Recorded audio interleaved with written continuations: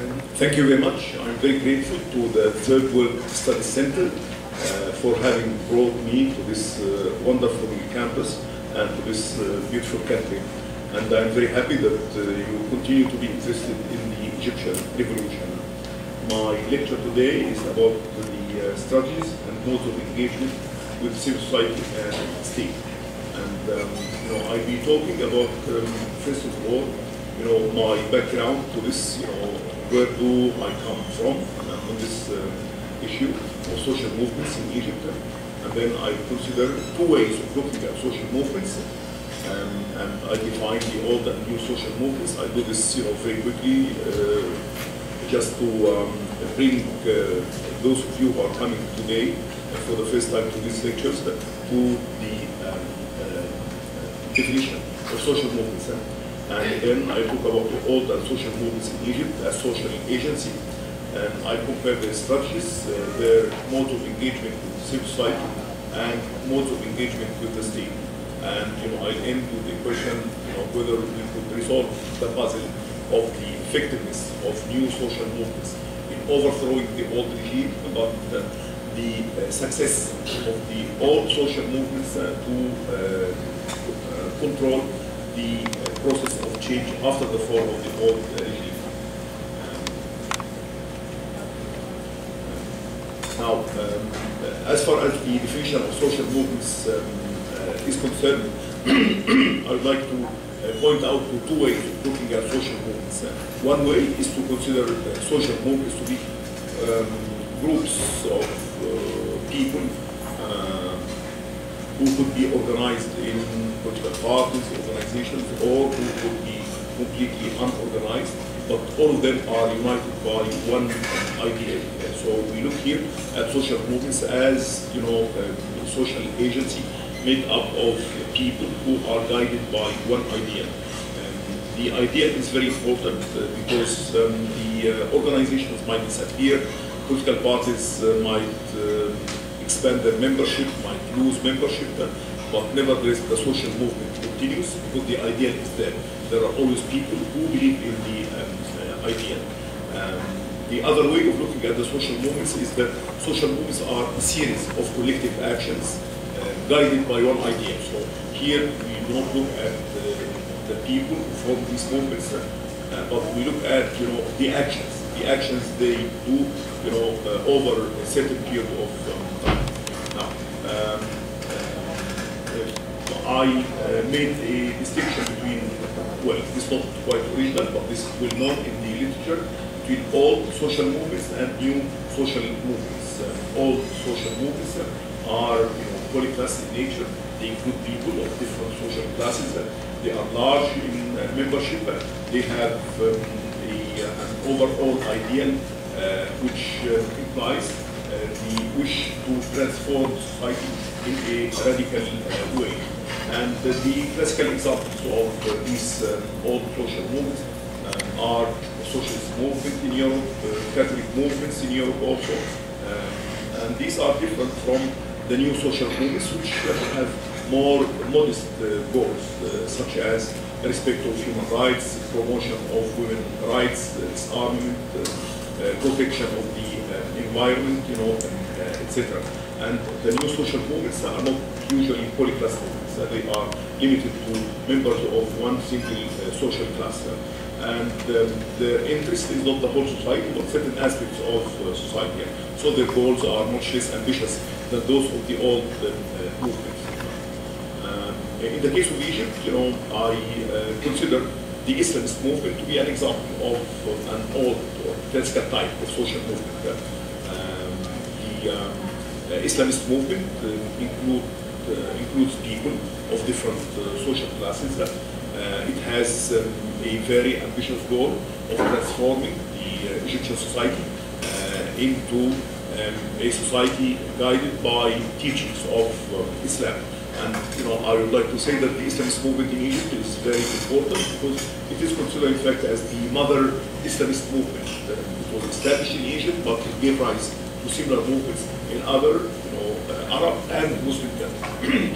So as we have Muslim Brotherhood in Egypt, there is also Muslim Brotherhood. Hamas in Palestine is the Palestinian Muslim Brotherhood.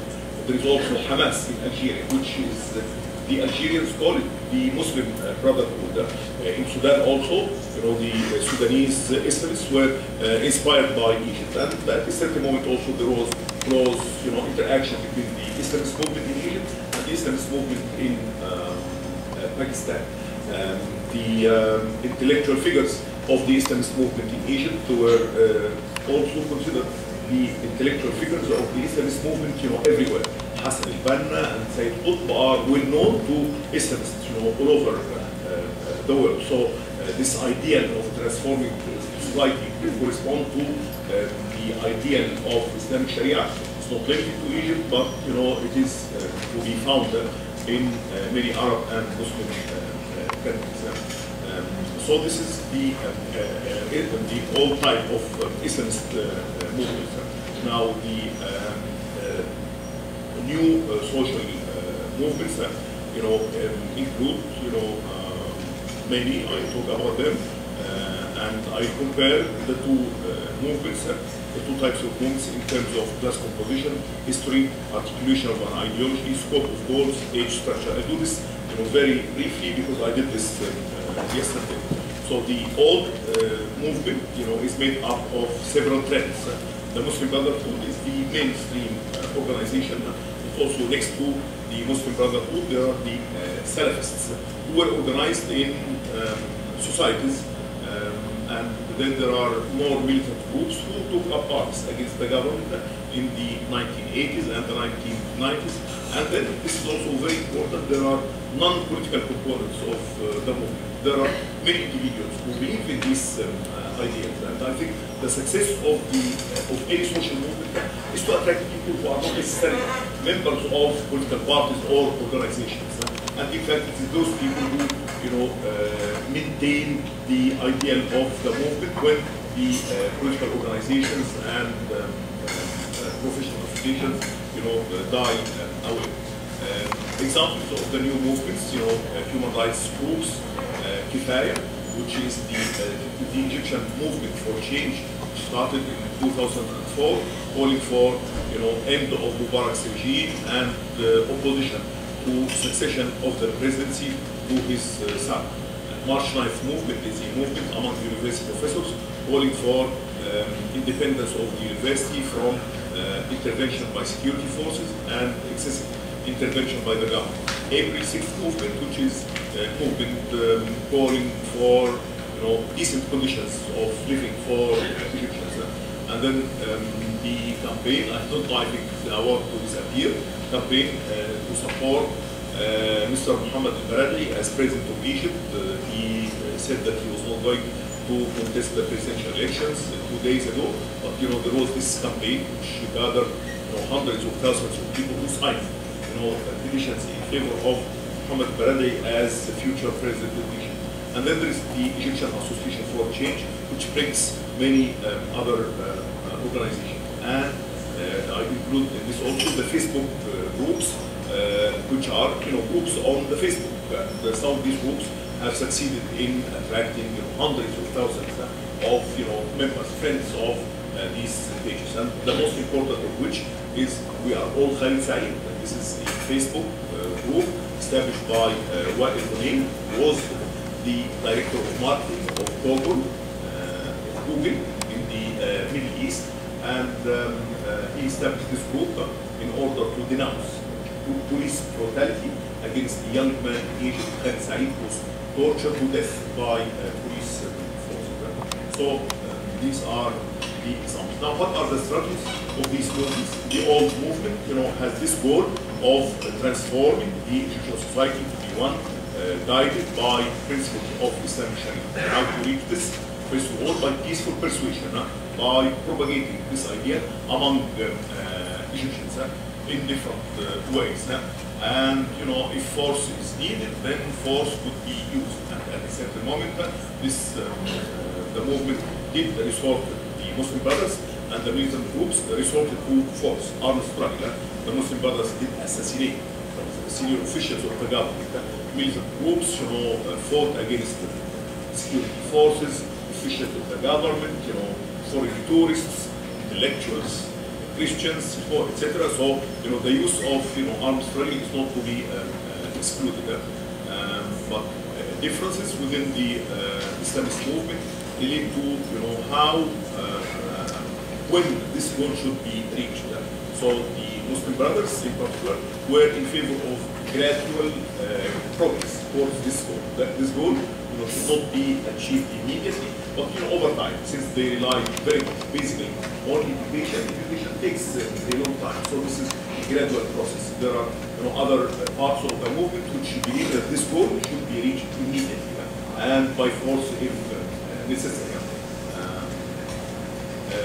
If this goal is to be reached gradually, how could the movement get society to endorse it? Social action is important by educating people, by improving their health conditions, by helping poor people.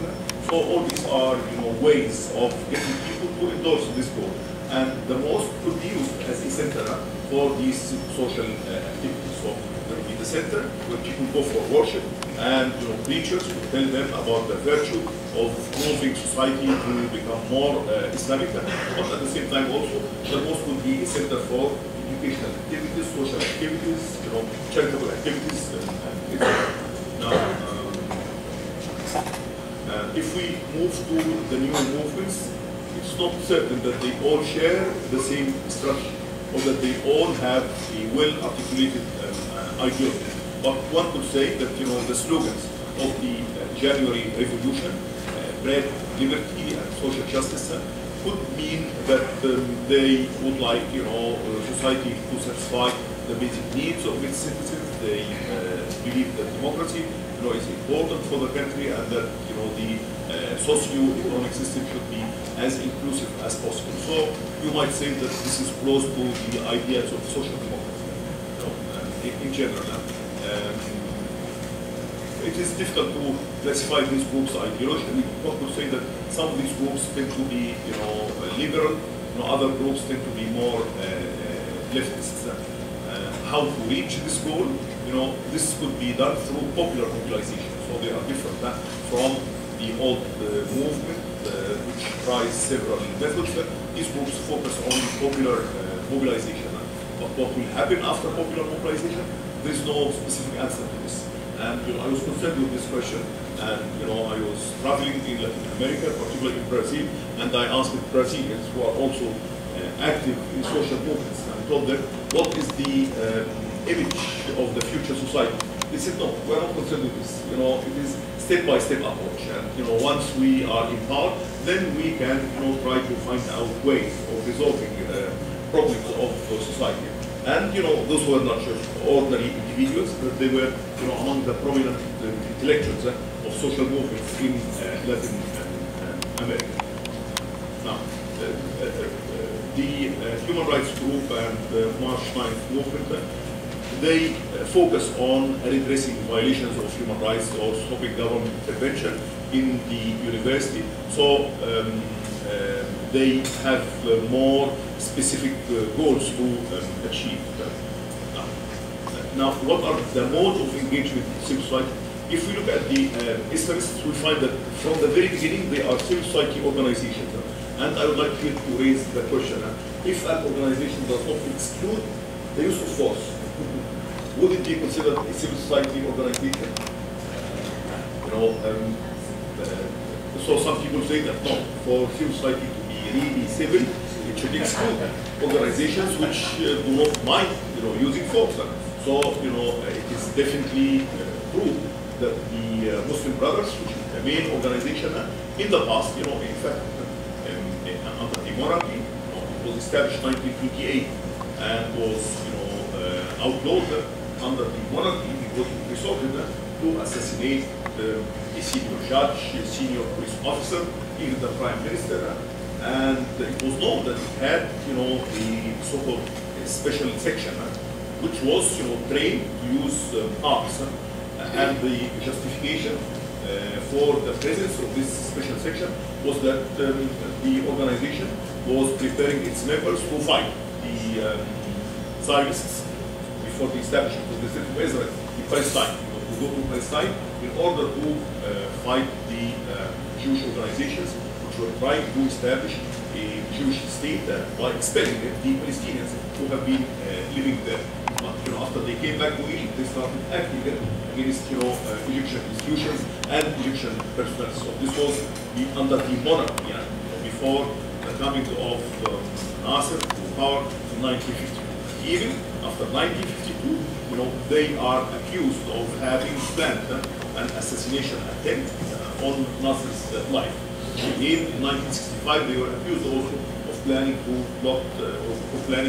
overthrow the government by force. So, to what extent we can consider the Muslim Brotherhood to be part of civil society? At least, in the peaceful activities, we can consider it to be part of civil society, because it was not just using, armed methods, as the exclusive method of action, but it was using also peaceful method.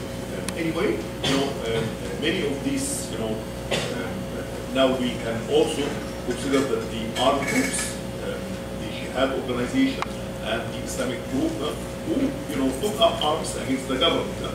As I told you, against the government, against foreign tourists, against Christians, electorate in the 1980s and the 1990s. Definitely at that time, they would not be considered part of civil society. But all these groups now have abandoned armed struggle. The Muslim Brothers, since the 1980s, they abandoned armed struggle. The militant groups have, one of them, the Islamic group, has published books explaining why the resort to armed struggle is not acceptable against a Muslim ruler. So all of them have abandoned armed struggle now and are engaging in political action. So in this sense, we could consider them part of civil society. Now, what do they do? How do they engage with civil society? They are in civil society, at least since they abandoned armed struggle, so they are components of civil society. But they try also to establish links with other civil society organizations.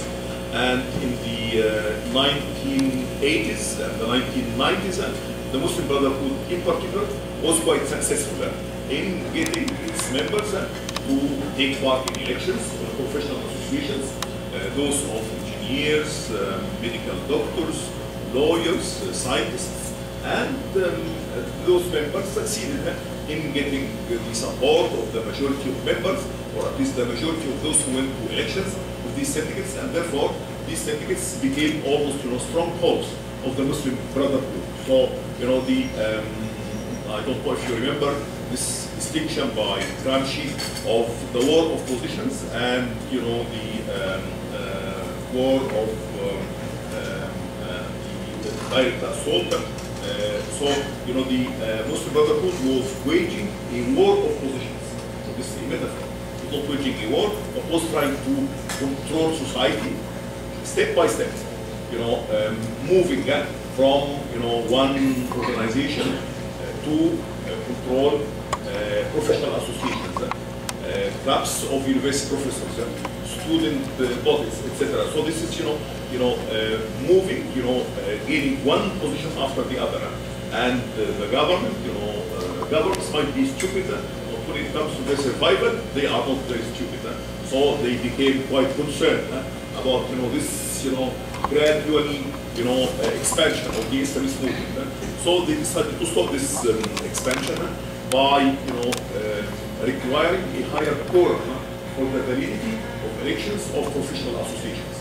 Government experts believe that the Islamist movement can win because only a small number of people go to take part in these elections. So if we require a higher quorum, then they might not be able to get the majority. Government experts thought that the Islamists win the majority within a minority, gain the majority within the small minority which goes to these elections. So if the quorum is raised, then it will be difficult for them to get the majority. So the government introduced a law which required that at least half of the members of the professional association should take part in elections. Unfortunately for the government, we found out that despite raising the quorum, still the Islamists will be able to win the elections. So it decided to suspend elections in all professional associations. So we remained almost for 15 years with no elections in professional associations. So this was an attempt to expand, the presence of the Islamist movement in civil society. Now, this is the Muslim Brotherhood. The Salafists were part of civil society because, they were not interested in politics until 2011. They had their own, associations. So they were definitely a part of the civil society. Now, it's not enough. What about people who cannot be reached because they are not members of professional associations? They are not engaged in student activities. Those could be reached through, electronic media, through newspapers, through education, but also, these movements do not, particularly the Muslim Brotherhood, does not oppose cooperation with non-Islamists, does not oppose cooperation with non-Islamist groups. So at a certain moment in the 1990s, it tried to establish something called the Conference of Civil Society, bringing together not only the other professional syndicates which are not dominated by Islamists, but including even the syndicate of film actors. So, film actors, came together with the Islamists in order to establish this, conference of civil society.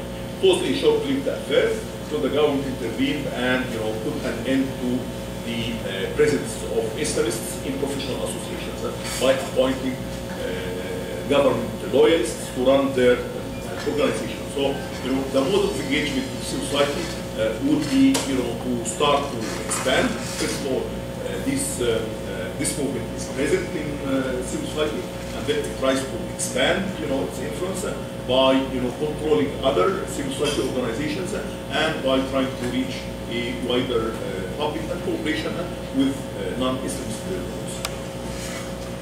Now, the new movements. The Muslim Brotherhood until 1954 had a legal status. It was recognized as an association. It was outlawed in 1954. Before that, it was recognized as an association. The Salafists, who are more conservative in their interpretation of Islam, have also their legal status. Now, the new movements, most of them, did not have legal status. So Kifaya, April movement, the 9 March movement of university, none of them had a legal status. Until now, they don't have a legal status. They are purely social movements in the sense that they are not engaged in any organization. They don't have any formal status. However, they are active within civil society, but they have a little contact with other civil society groups, with the exception of perhaps the syndicate of journalists. They had, close contact with the syndicate of journalists, and they used it as a forum for their activities. April 6th movement tried to establish links, not with trade unions, but with militant workers. There was a workers' strike in 2008, and April 6th movement declared its sympathy with striking workers and called for a general strike in the country. But apart from that, these groups did not have much contact with other civil society organizations. It should be recalled that all these groups, most of these groups, have very small membership, with the exception of the Facebook groups, which have hundreds of thousands of members, and the Society for Support of Humanity, which got signature of nearly 1 million persons, but it was not an active, very active group. And the membership is overlapping in these organizations. So myself, I am a member of Kifaya, I am a member of the Egyptian Society for Change, and I am a member of March 9th Group, and I am on the board of the Egyptian Human Rights Association. And I am not exceptional. So, when I go to meetings of these, groups, I see always the same people. They are my friends. So they have, small, membership. It's very important because, these movements, in fact, succeeded in mobilizing all.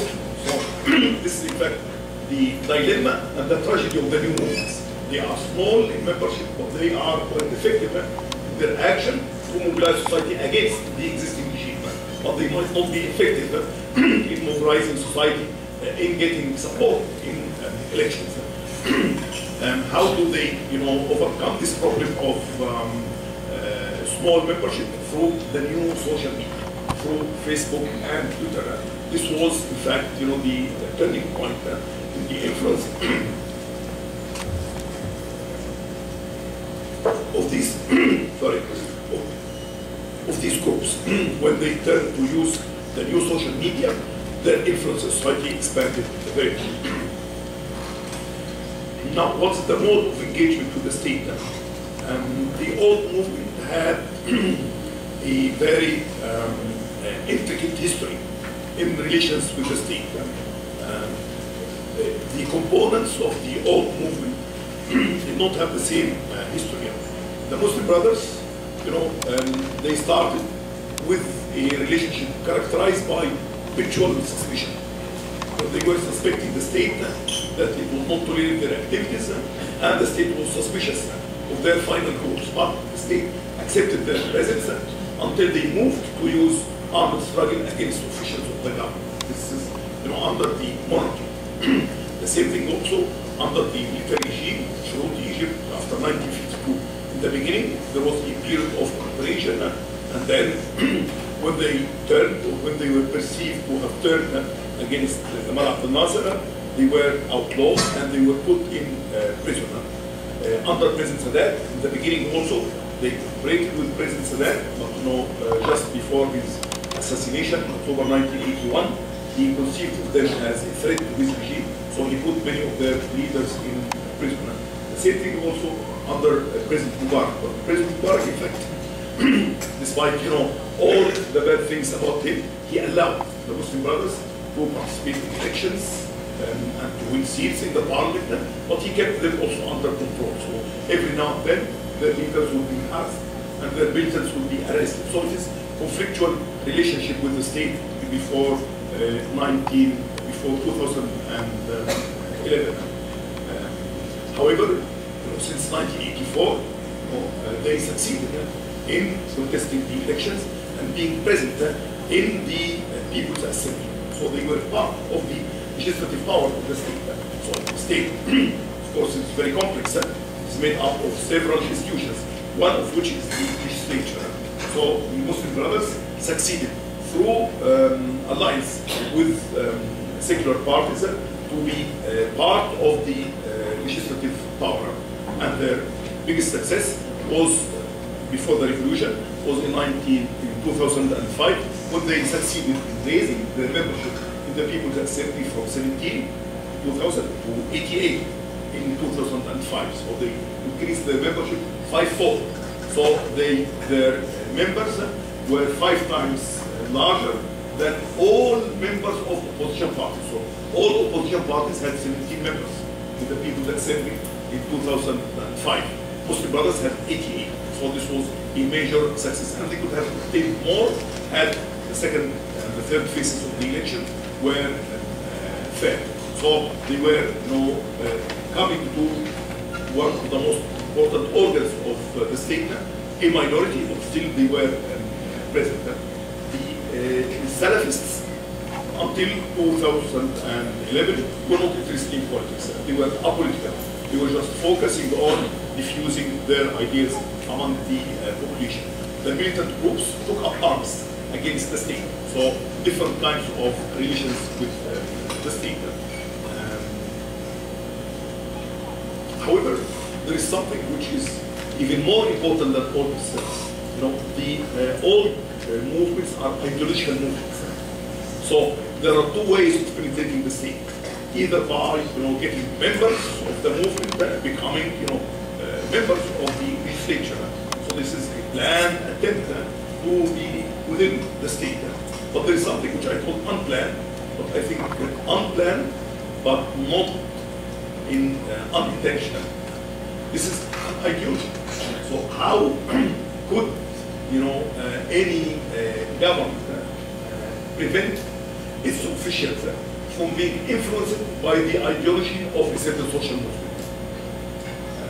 So this, was not planned for, but I think it is well known that the social base of the Muslim Brothers is government employees, particularly, lower levels of government employees.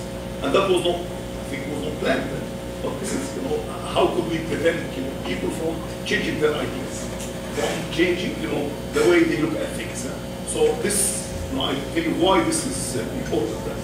The only manifestation of planned attempt to penetrate the state was, suspicion that Muslim Brothers were encouraging their young members to go to teachers' colleges. Teachers' colleges are very important. A movement that is interested in diffusing its ideas in society would be interested in having the educators to be committed to its ideas. So those educators would transmit these ideas to their pupils. So the government suspected that the Muslim Brothers were encouraging their young members to go to teachers' colleges.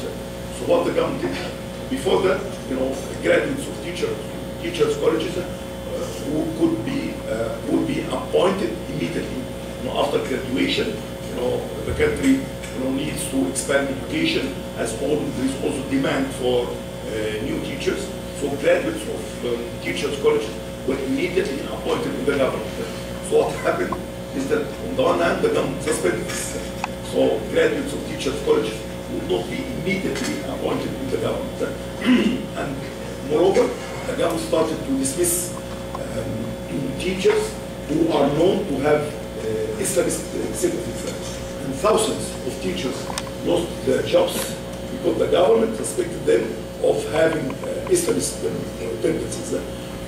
So this is now why this is important. We had elections just a few weeks ago. There are many stories that election officials sympathize so much with the Muslim Brothers that they added many votes to the Muslim Brothers. And there are stories, reports in newspapers that officials either would tell voters to vote for Muslim Brothers or would simply fake voting politics. Not only the ordinary officials, but even judges. Many judges in Egypt have adopted also the ideas of either the Salafists or the Muslim Brothers. So in one case, when a judge, women go to voting stations which are reserved for women. So when the judge looks at women who are coming to vote and finds out that all of them have open faces, they don't have head scarves, he decides to close the voting station because he suspects that those women who are not veiled are not going to vote for the Islamists. So it happened in many cases that the judge would simply close the voting station. So this is, of course, this was not taken to the courts, but there are so many reports of the sympathy of those election officials who are government employees and some judges to the Islamist movement. So definitely this is something that was not planned, but this is the spontaneous expansion of a social movement that is committed to a particular ideology. As for the new movements, they had always conflictual relationship with the state, before and after the January Revolution. They don't have the legal status. Not only this, but very often they have been repressed by the government.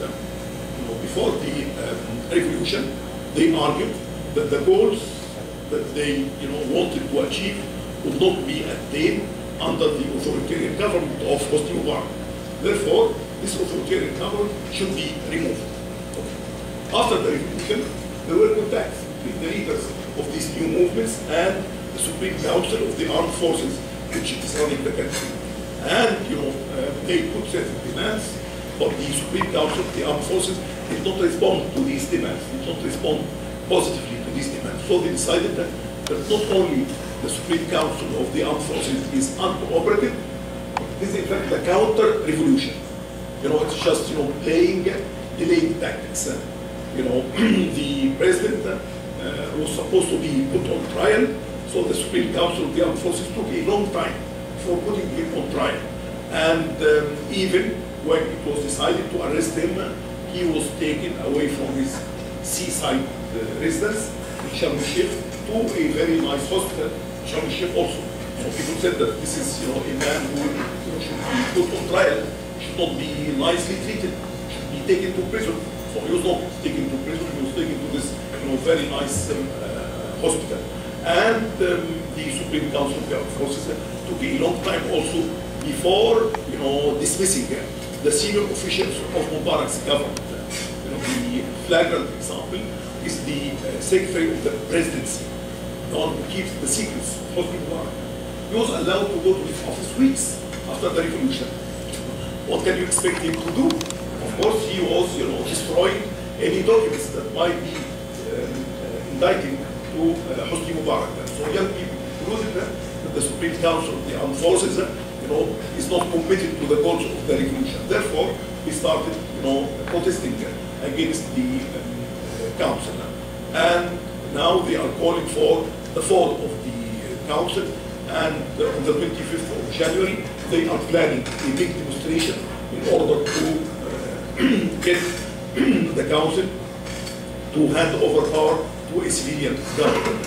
And they don't believe that the council is going to hand over power as it promised them on the 30th of June. They would like the council to abandon immediately its power in favor of a civilian government. Again, without having an idea about what would be the composition of the civilian government, whether the constitution should be drafted or not. We don't have a permanent constitution, but as I told you, not a step-by-step approach.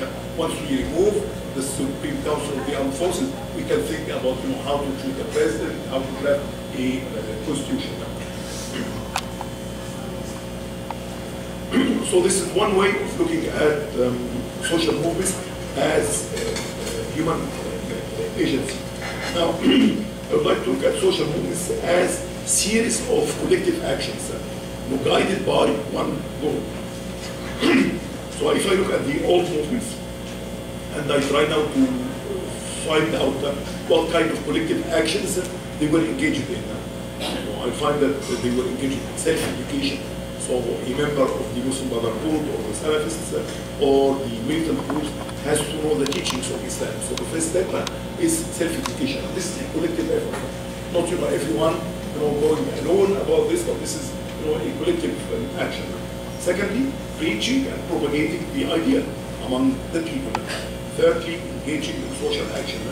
Thirdly, engaging in political action in different forms and at different moments, as I explained. Engaging with civil society, using the media, penetrating the state, armed struggle if necessary. So these are the collective actions, the series of collective actions which are taken by these movements. Now, if I look at the new movements, now they combine their actions, they combine traditional and social media as means of communication.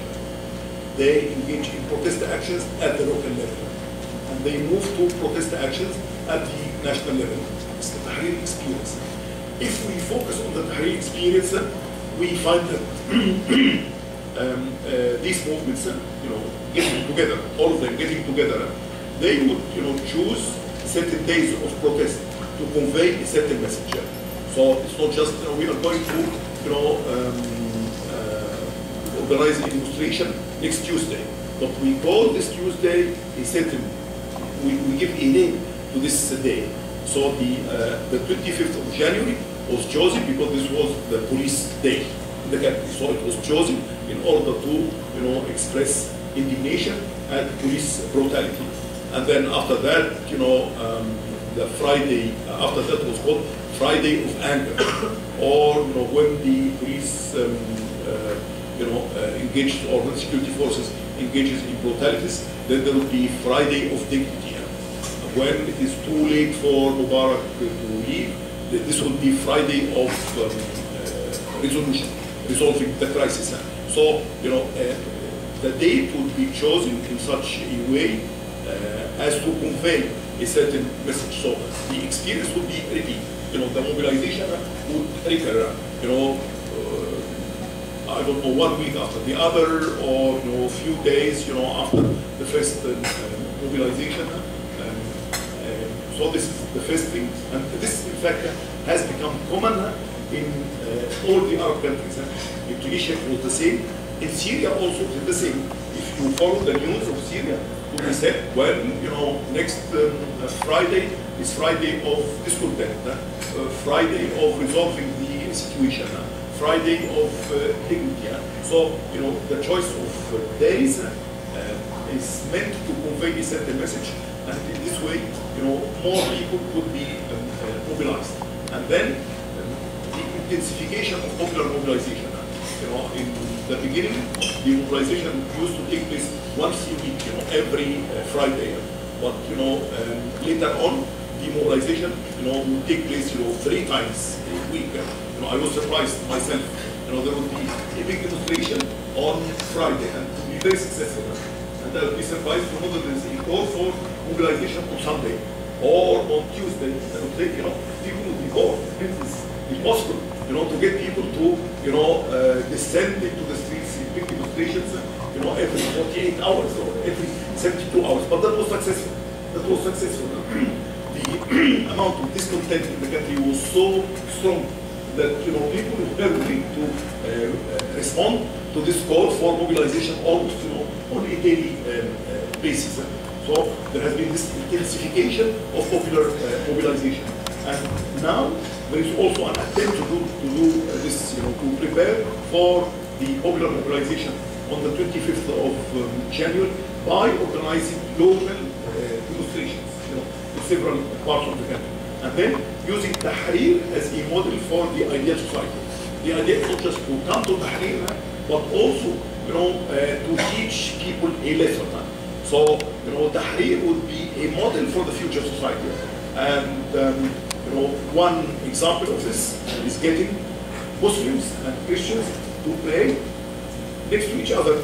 So you'll find, particularly Friday, you know, Friday noon, this is, you know, a major prayer, you know, which is performed, you know, collectively.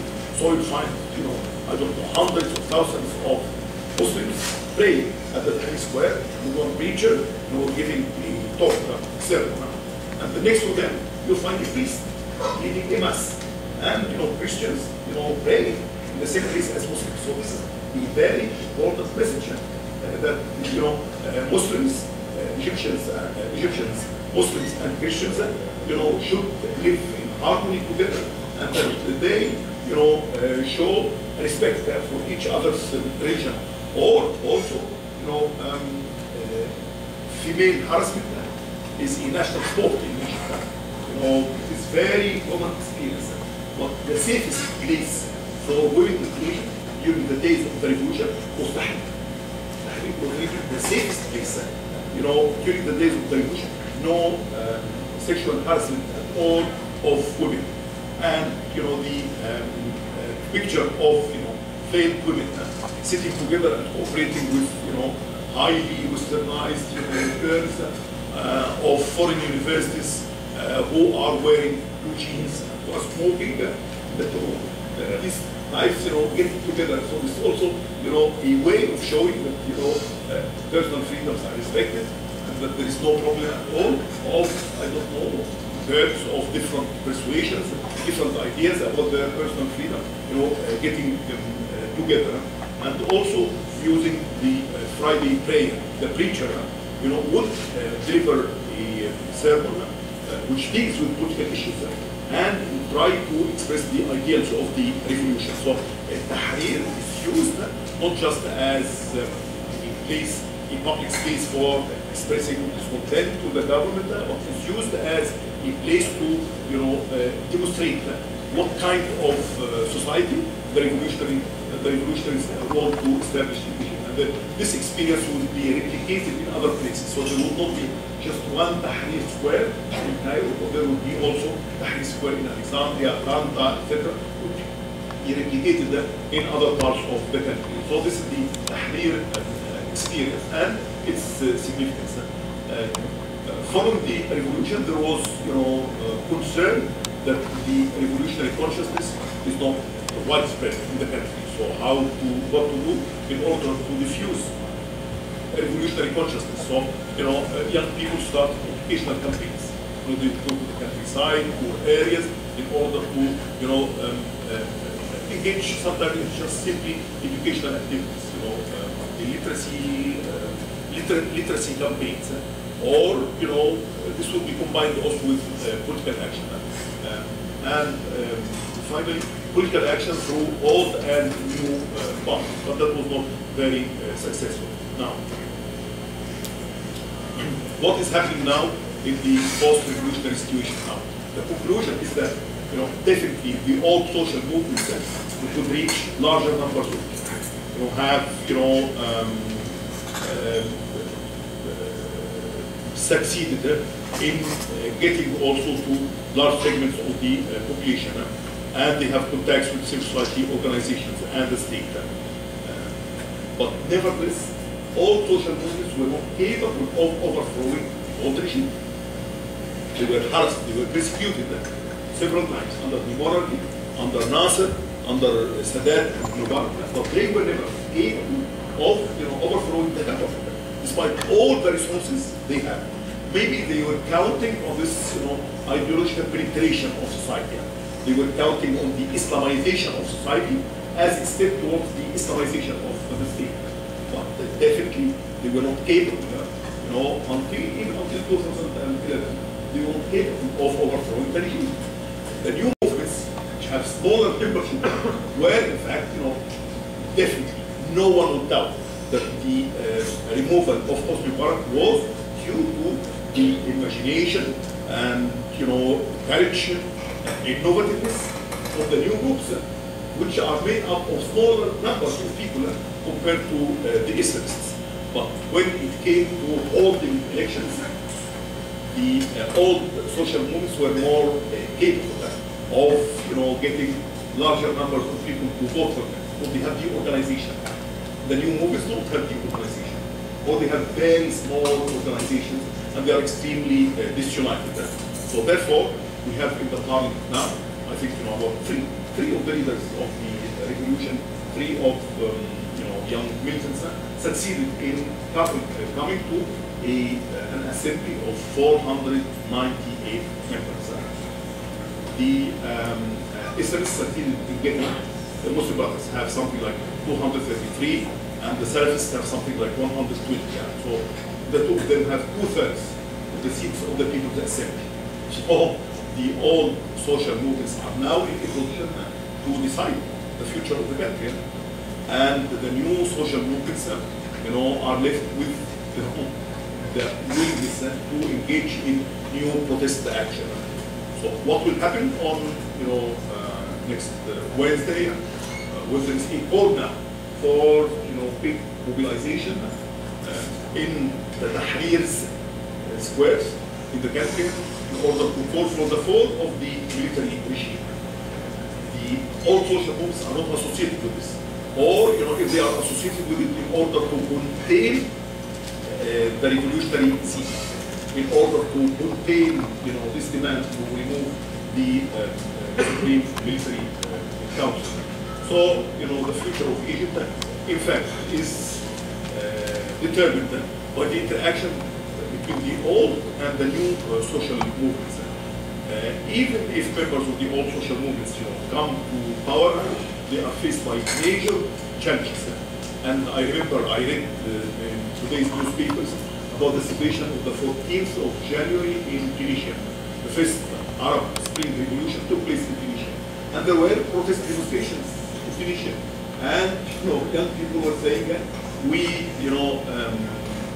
fought for this revolution in order to get work and decent living. And we don't have employment, we don't have decent living yet. So this is the major challenge which the old social movements have to face. And if they fail in facing this challenge, I think this would be a renewed opportunity for new social movements to put their stamp on the history of the country. And with my very definitive conclusion, I end this talk. I thank you very much for listening.